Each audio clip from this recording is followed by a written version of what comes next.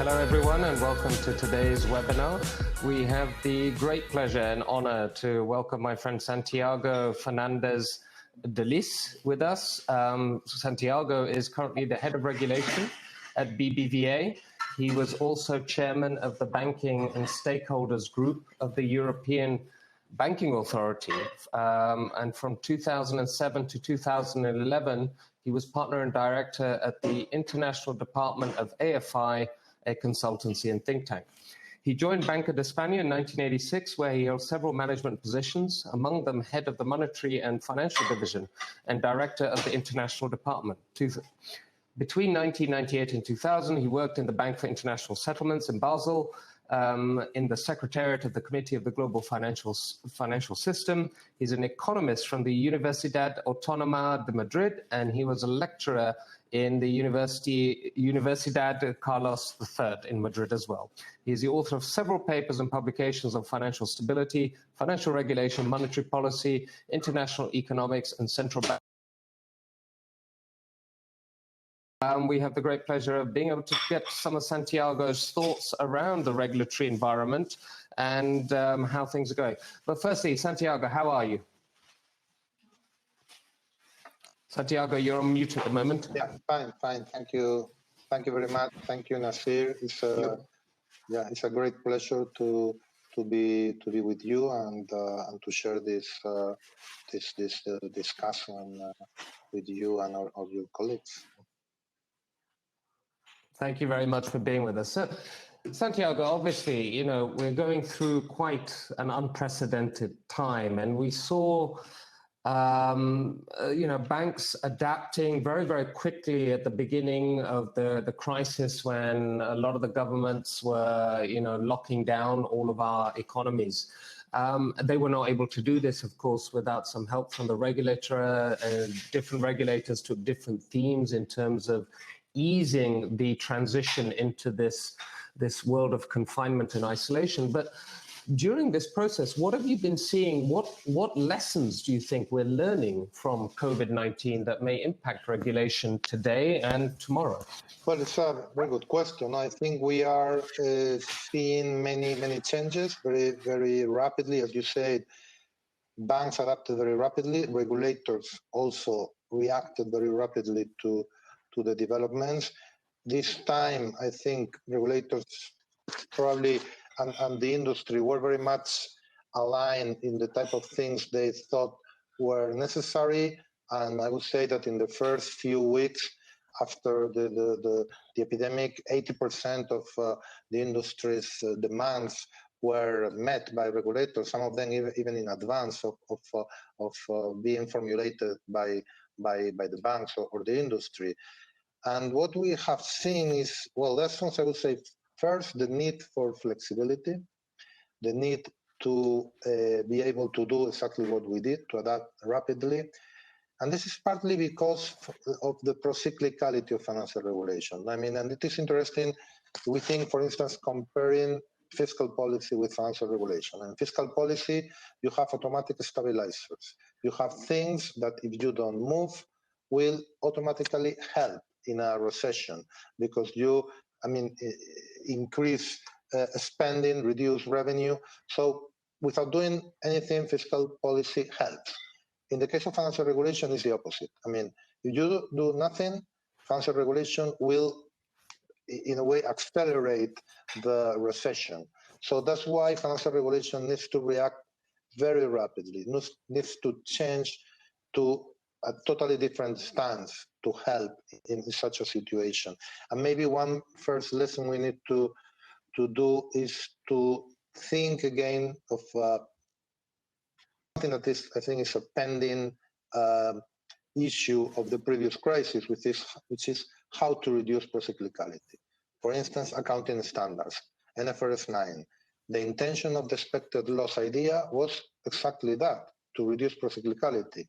But the unintended effect was exactly the opposite, because of the design of the stage 2, transition to stage 2, lifetime calculation of provisions. But the fact is accounting is, again, even more procyclical than before. So one thing we need to think is how to do really anti-cyclical or at least neutral. Another lesson is to use the buffers are there to be used, which is something that was not obvious before the crisis. But now we learn that buffers are to be used. And then probably another idea that is emerging is the need to increase the role of macroprudential tools versus microprudential, because this crisis was not a problem of a particular bank. No individual institution had any, if you want, responsibility in this. So basically what we need is much stronger macroprudential tools, with the problem that we don't know much about macroprudential tools because all this is very new. Most of the tools have been tested only, very recently. So, and we don't know the transmission mechanism. So we need to think and learn more about macroprudential. And maybe a couple of comments. Banks have an opportunity to reintermediate financial flows in this crisis. Now, normally, in the previous crisis and in others, we have seen a process of disintermediation. I don't know to use the term shadow banking, but the banks in general, in Europe in particular, were losing ground as compared to non-bank intermediation or markets. This time, since banks are the main transmission mechanism to particulars and SMEs, to credit, they are necessary in this transmission of credit to the economy. So banks have an opportunity to reintermediate. And we will see, because at the same time, they have a risk of course, assuming huge credit risk to the extent that part of the credit they are intermediating is a credit that, well, is linked to a difficult situation on the part of the debtor. So this is, at the same time, the risk and the opportunity.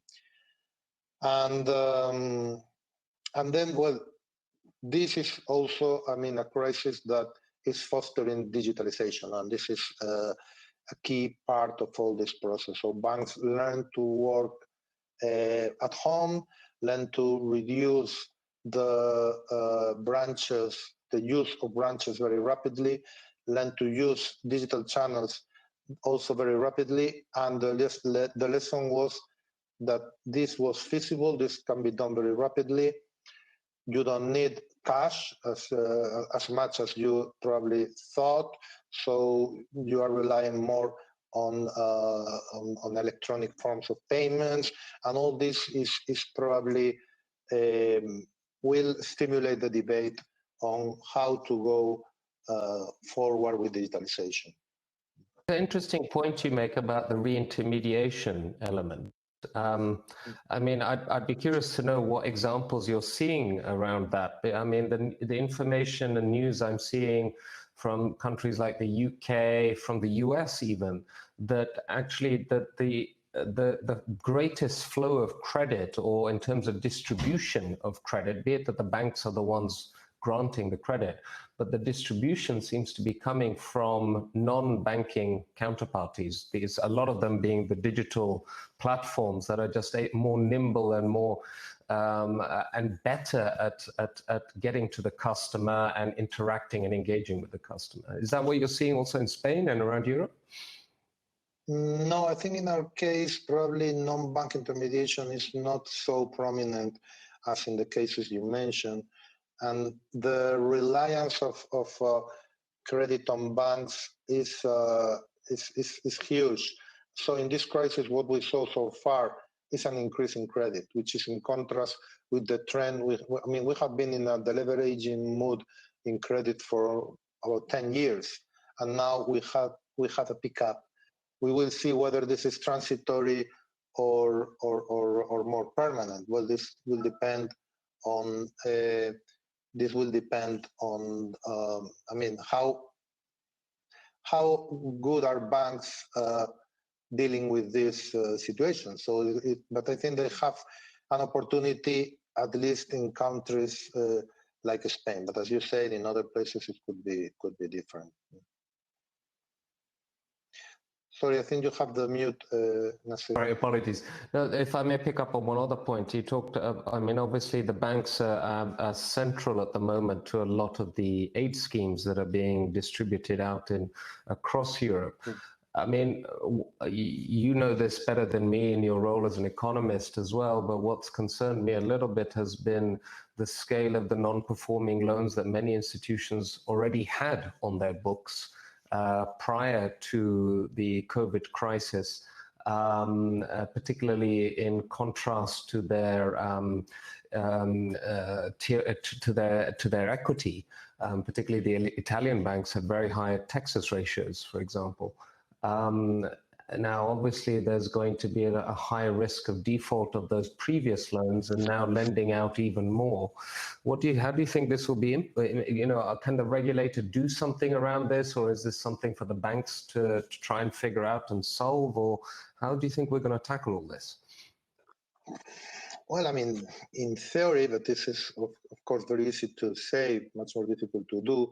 But in theory, you should be able to distinguish between NPLs or companies that had problems before, companies that are having problems because of the lockdown or because of the measures taken, and future increases in non-performing loans as a result of the recession itself. So it's not so easy, but in theory, you should not use the money or the grants or the aid schemes for the pre-COVID problems, which, as you say, I mean, were still big in some banking systems in Europe. I think in Spain we had an NPL ratio about 5%, so it was manageable, I think, before the crisis. It went down a lot in the previous years. But then the difficult thing is what to do with the losses that are certain and that are a result of the crisis. And then if you have been, I mean, if you have a restaurant and you have been closed for 3 months, you have a loss, and this loss is partly the result of a government decision. So, to me, but this is a personal view, this is something that should be covered by the government. It should be in the form of loans or subsidies or transfers or fiscal aid or whatever. I mean, but I wouldn't channel this through the bank's balance sheet, okay? Because these are losses that are there, I mean, and have to be covered if you want to keep alive this restaurant.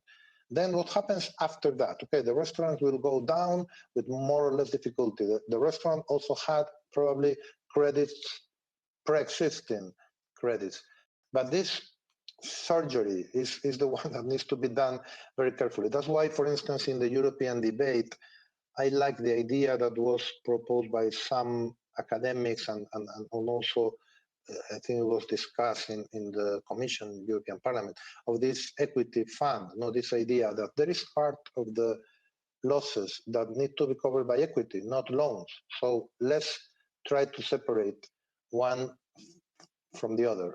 But of course, in practice, it's much more difficult. No, I completely agree with you. I think, I mean, the aid schemes that Europe has put in place so quickly have been phenomenal. But most, if not all of them, are in a credit-related aid scheme, especially the ones distributed from the banks. And I think particularly when you look at SMEs lending or loans are not necessarily always the best instrument, particularly when we're dealing with solving a liquidity issue as we are right now, a cash flow issue, and loans are not meant to really be for solving cash flow, they're meant to be for investing in growth. So yes, I agree. I think that's there's still a little bit of a gap here in terms of the aid schemes, but I think we'll bridge those over time. I mean, we talked about some of the areas where you're seeing impacts, changes to regulation. How do you see, what things do you see consequently sort of being put in place, being done differently, or regulators or European regulators acting to impose in the months, years to come post-COVID? What have they learned, or what are they witnessing that maybe needs to be taken into account and changed in the course of business? Yes, we mentioned a few of these, but to be more specific, no, I don't expect the regulation wave, nothing like that. So this is not a crisis that will imply. I mean, 2006, 2007, we saw a change from a very long deregulatory period from the 1970s to the mid 2000s, and now we are in the middle of I don't know if you want a tightening of regulation, that I don't expect this to be reversed because of this crisis, because I think regulators learn that buffers are necessary and they will want to restore the buffers. A big debate in the aftermath of the crisis will be how to balance this with the need to restore also levels of profitability in the banking industry above the cost of equity.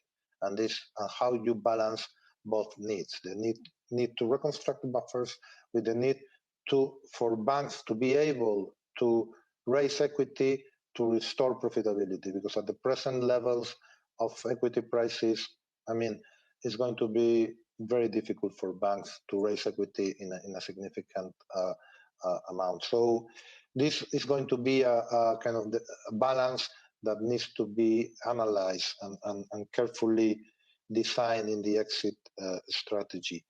And I mentioned already the macroprudential policy. So, and then in Europe, we have another debate, which is related to banking resolution on the one hand, state aid on the other, competition, fiscal space. No, and what we are having now is basically a waiver on state aid rules. So, and national reaction in terms of fiscal backing of the results of the crisis. I think some banks will fail, and then we will see bank resolutions, we will be M&As, we will see nationalizations, we will see public money being injected again in banks. Then the paradigm of bail-in, that was the key, the cornerstone of the previous resolution framework, has been put aside, but this raises a big question mark, which is all this banking union design was based on the idea that, well, we are changing the paradigm, no more bailout, and we will have loss absorption by the private sector bailing instead. If we are not having that, I see very difficult to go forward in terms of banking union. And this idea of, unless there is mutualization on the fiscal front, which, as you know, is a tricky debate. No, we have some.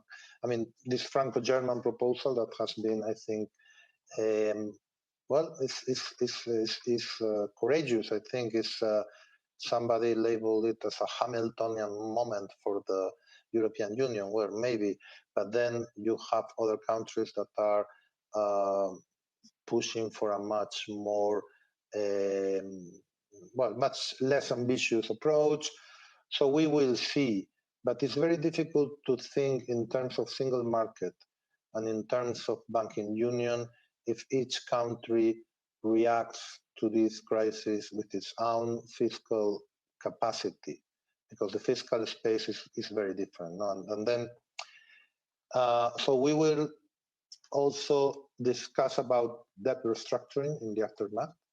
There will be over-indebtedness in the private sector and also in the public sector. We will probably talk again about European Chapter 11 and this type of things that were also topic in the previous crisis. There will be some mechanisms to facilitate debt restructuring in the private sector and probably in the public sector too. We are already seeing this G20 initiative on low-income countries, which will probably extend to some emerging markets, and we will see whether it goes even to some developed countries. But debt sustainability will be an issue. And then on banking supervision, I don't know to what extent this is a wishful thinking, but I think one thing the supervisors learned is that they were probably focusing too much on formalistic aspects, no? And this requires a lot of resources on their part and on our part. Now they need to focus more on more fundamental issues, no? On issues related to banks' business models, banks' viability. And I think we will see some back to basics on banking supervision, including the need for coordination between supervisors, home and host, which is an issue that even in Europe, which is amazing. I mean, not to think about third countries, no, but even in Europe, there is a very low level of trust between home and host authorities. And if we don't deal with this problem, well, international banks will have a very difficult time in general. Yes, there is a mistrust. I've noticed that as well, and I completely agree with you. And I think we need to be more in union to enable and go forward. But look, you talked about a number of these issues, particularly the banking sector is going to face going forward, which will also be related to the macro economic impacts that countries are facing. Now, obviously, you and I, we know each other. We sit on the IMF steering committee talking about digital and the role digital can play in progressing the banking sector. Do you think that role will increase? I mean, we still, I believe, see digital as not a core priority in financial institutions as much as I think it should be. Some of the CEOs I've been speaking to recently seem to have switched on the light as part of COVID. You know, they're seeing the power of digital. You know, there's still debates and discussions to be had around regulation related to several areas of digital, blockchain being obviously one of the biggest. But also you talked about governance. Governance I also find a very interesting element because, you know, as you say, the regulator is playing an increasing role and probably will play an increasing role in governance of financial institutions. Why is there no prescribed digital head of digital CDO, CIO sitting on a board of a financial institution? Well, no, very interesting question. I asked you a lot of questions. I apologize. No, but I think it's very true. No, that I think these banks were already. I think most banks were already convinced that digitalization was a trend that was unstoppable, and this crisis probably accelerated the things. I don't know for how many years, but I think this is going to go much faster. And we learn also that many things that we thought were not likely or not possible or can be much faster than expected. For instance, we had this concern on financial exclusion related to digital banking. We said, well, the elderly people, they will not know how to operate with a smartphone. Well, listen, what we saw in this crisis is that if they have to learn, they learn. And if they have to do it, they do it. And basically, cash stopped circulating. So digital payments, I mean, electronic payments, everything related to all these trends, to instant payments, to even, I don't know, central bank digital currencies probably will go much faster than we expected. And all the banks have now much more incentives to rationalize all the branch network, because of the need of efficiency gains. So we will see this accelerating. For instance, in Spain, we saw in the previous crisis a reduction in the number of branches, about 40%, in number of employees, about the same. But this is already something that needs to be, to go forward, to go further, because this is not sufficient. So, and we learn in this crisis that we can operate. We have been operating with, I think, like something like 10% of branches and 90% of employees working from home.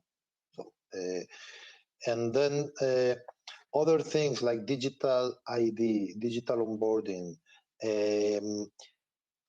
all these things, I think, were already part of the program. There were some regulatory barriers that I expect will be removed much faster than expected. all the concerns with cloud. And here there is an interesting debate in Europe. Now, this revival of the European champions, the excessive reliance on external providers. Now, in this world, the value of self subsistence, no, the supply of local firms will probably increase, no? And we will see how this goes. Also, people are I think many people are skeptical about the capacity of Europe, quite frankly, to develop champions, in particular in the cloud area. Cybersecurity, operational resilience, privacy, all these issues are again taking more prominence. No? And on governance, of course, I think the focus on governance will continue, also because of the ESG objectives. So the three, E, S, and G, the three are important, no? But the G will be part of the strategy, of the exit strategy. We will see a chief digital officer in banks. Well, I don't know, quite frankly. I think this will be very much a business decision. No, for instance, we had a chief digital officer for several years when we were in the early stages of digitalization. When digitalization became so central to our bank, then we felt we no longer needed a CDO, because digitalization was very much embedded in the it depends, no? But yes, governance will be a key part of the regulation. Yeah, absolutely. It's interesting. It's interesting to think how the landscape will change around all of this. As you said, BBVA has already been very far ahead, I think, in terms of digital. They've been impressing me for a number of years in terms of developing their strategy around this. But I think there's still a lot more to do, and there's an enablement that needs to occur, I think, and I think regulation plays a part in that. You talked about the cloud services, and yes, I agree with you. There are various, I think, supplementary problems about developing unicorns in Europe. But here's an interesting thought. Maybe we could debate this at some other time, Santiago. If you look at the core capabilities of a bank, one of them is managing very complex and very highly secure infrastructure. Wouldn't it be interesting if a bank offered a cloud solution to the rest of Europe? Why not? Right? Could be. Anyway, we've talked often before. You've paid a lot of attention to Asia in terms of the developments out there with digital.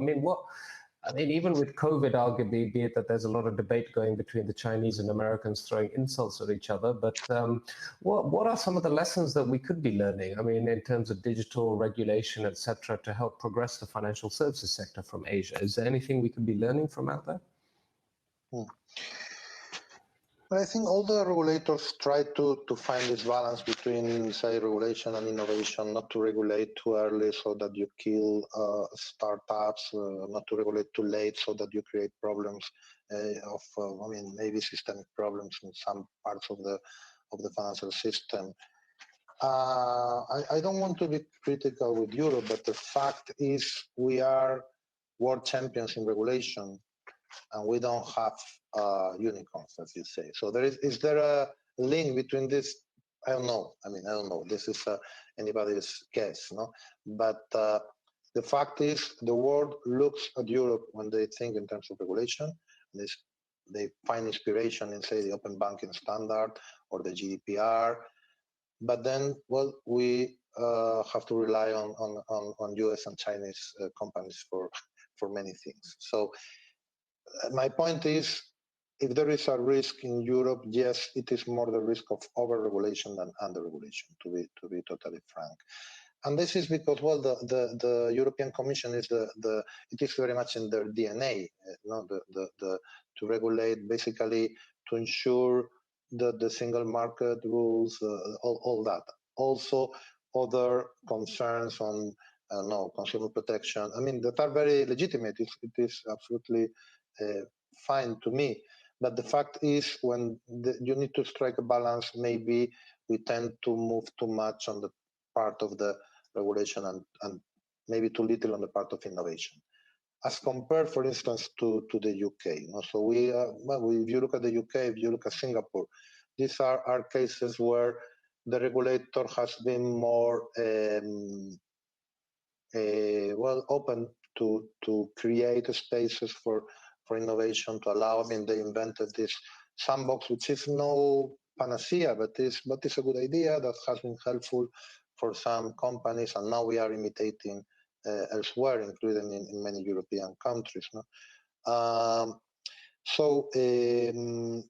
Yes, I think there is a risk that we tend to be too prescriptive, or the compliance burden tends to be too heavy in Europe, and maybe there is things we can learn from Asia. But be careful, because, for instance, the case of China is very interesting in this regard. And China is probably in the other extreme. They were very under-bankerized first, and they had a banking system and a payment system that was very inefficient. They followed first a very aggressive approach in terms of allowing the entry of big techs in particular in the payments business. But then the authorities were a bit scared by the size of the big tech payments business, and in a way they started talking about shadow banking, and they tried to put the genie back in the bottle, and we will see. I mean, how they will deal with this. But the Chinese are in a way backtracking or trying to limit the risk on the part of the big tech entry into finance. So this is a very interesting debate. I mean, the big tech, I think, are little by little entering into some segments of the banking business, in particular in payments, and they will continue to do so, because they are going to be winners in this crisis. I mean, they are clearly the winners of a crisis like this.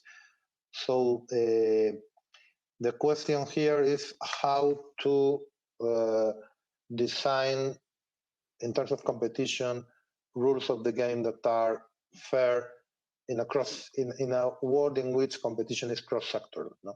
We used to think, I mean, the traditional approach to competition is sectoral and national, and now competition is cross-sectoral and cross-border, and that's why we need to change the way we think about this.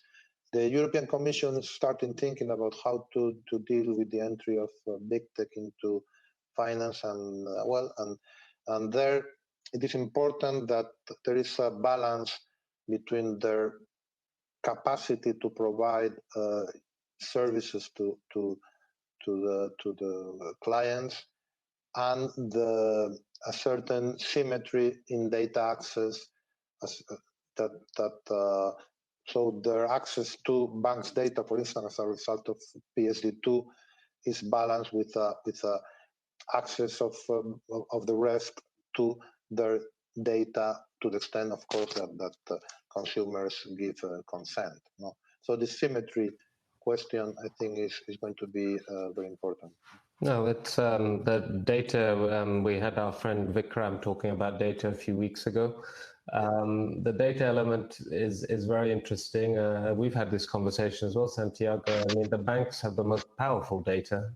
They have decision-making data and have done nothing with it for years. And I think the data asymmetry that arises is actually nobody else's fault apart from the banks themselves in many ways, in that they could have done something with it and have not done something with it. And these tech companies are basically leveraging it all to the hilt, but they don't have the actual transaction data. But as you say, with PSD2 and other things, it's there for the taking. Listen, I'm going to ask some of the audience some questions. I think, Anthony, if you could help me, because I can't understand exactly how to do this, but I think Sebastian Grevery had a question to ask. Could you get them live to ask the question? Yes, of course. Thank you. If you don't mind, maybe starting with Andrew. Oh, okay. Sorry. I maybe I'm getting confused. Andrew's the person to start with then. There we go. Andrew, please go ahead. You can ask the question now. Andrew? I'm going to sport my newly found love for my beard. And Santiago, good to talk to you. I have a question around regulatory compliance. And the question would be, how do you see, given that you said the bank itself had to adapt really quickly, that if things had to change really quickly, that even the customers themselves suddenly go in a different direction, and that for the future also this ability to adapt could also be of value to the bank. However, at the same time, there would be the necessity to ensure compliance by design and business continuity. And how do you see this for BBVA, and how do you ensure that within your organization? Yes, thank you. Thank you very much, Andrew. Good question. You know, banks are not particularly good at adapting quickly or doing things quickly. That's true. I mean, we tend to be dinosaurs, slow moving, and now where we are under threat of a changing environment. So that's true. But we are trying to do our best, and for that we need to learn from others that are probably smaller and more nimble and more able to adapt. So this is what we are trying to do, and that's why we are, for instance, partnering with a number of fintechs and trying to learn from them and trying to incorporate also developing in-house some of these kind of innovations and so on. And compliance, yes, the regulatory compliance is a burden that is there, and it's sometimes it's a way that you have in your wings, no? So it's making it more complicated to fly. Continuing with the analogy of the dinosaurs, no, the dinosaurs evolved and became birds, but it took 500 million years, no? So this is what banks are trying to do. How many banks will manage to transform themselves into birds? Well, I mean, you can bet on that. But this is the challenge we are facing, and well, we are trying to do it as fast as we can. But as you say, it's not easy. Thank you very much, Santiago. Welcome. Sorry, Nasir, I think you have the mute. I have the mute again. Sorry, a question from Christian Farivar. Could you bring him live, Anthony? Yes. Christian, please go ahead. How are you? Sorry, I'm here from Canada. Oh, echo. Great. Thank you very much for having me join this question. So the question I had for you is particularly on the side of quasi assets such as arts and valuable collectibles, the sort of wealth. There's an assumption that there's the value of these assets currently loaned against or in the custody of banks may be affected. As you mentioned before, that of course, the post-COVID was a cause of government action. So the question is, for example, how are banks looking at reevaluation of this at scale, and how will it affect, and sort of what are your thoughts?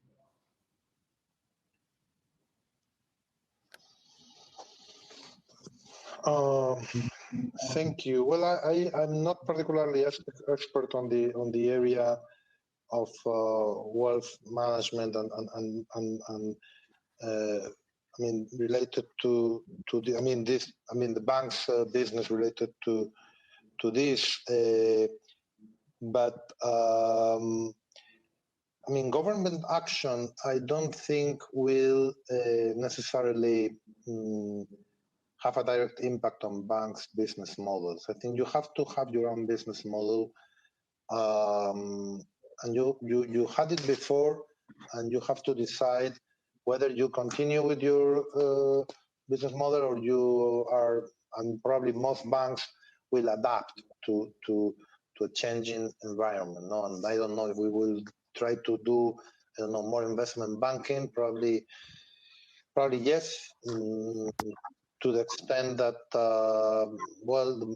volatility in the markets in a way is an opportunity for many investment banking lines of business.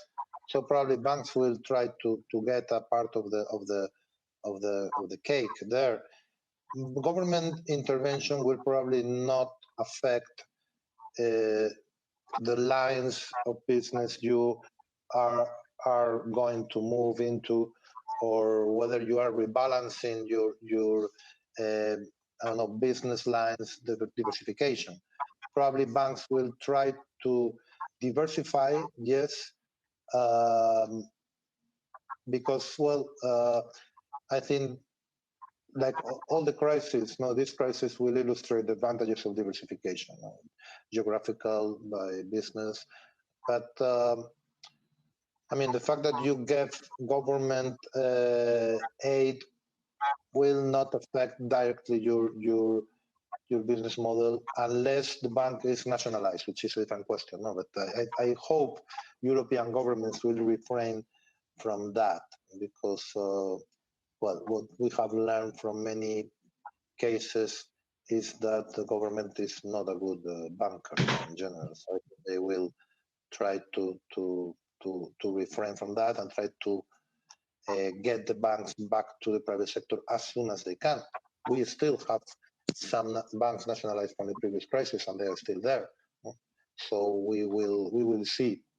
But I don't know if I answered your question. Sure, part of it, and the only part was that there's an assumption that some of these values are going to be changing over the time because of the crisis and what follows after, and that would affect possibly the balance sheet on the loaned against and what the banks are holding in custody. And it may be that the banks, particularly private banking, are interested to evaluate this and to have a clarity about this. I'm just trying to understand how that's been looked upon and or going forward, what it will look like in your view. Yeah, as I say, I mean, custody business, I'm not particularly expert on that, so I think probably you know much better than I this part. But what you say looks sensible. I mean, I think banks will probably be affected, and we'll have to take decisions. Okay. Thank you very much. Yeah, welcome. Let's have a question from Thibaut de Barcy, the European head of the Payments Association, wants to talk to you, Santiago. I think that Thibaut has left last year. Thibaut has left a few minutes ago, huh? Maybe we can take Nasir, if you can unmute yourself. Is Sebastian still on the call? Sebastian, please go ahead. Sebastian? Me? Oh, Thibaut's saying he's here. He's here, by the way.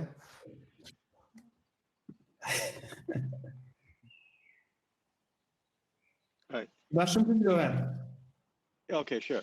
So I had just a quick question, because the business support funds tend to be complicated to manage, and I was wondering if there were any regulatory ways to help banks figure out how to balance the risk of supporting companies that shouldn't be supported, and vice versa, funnel the money towards new initiatives, startups, loft-driven initiatives that would emerge out of this crisis through some of that business support funding. Any views on that? Yes, no, I think this is a very important question, and I think banks always have to do this type of due diligence, and in this situation, even more so.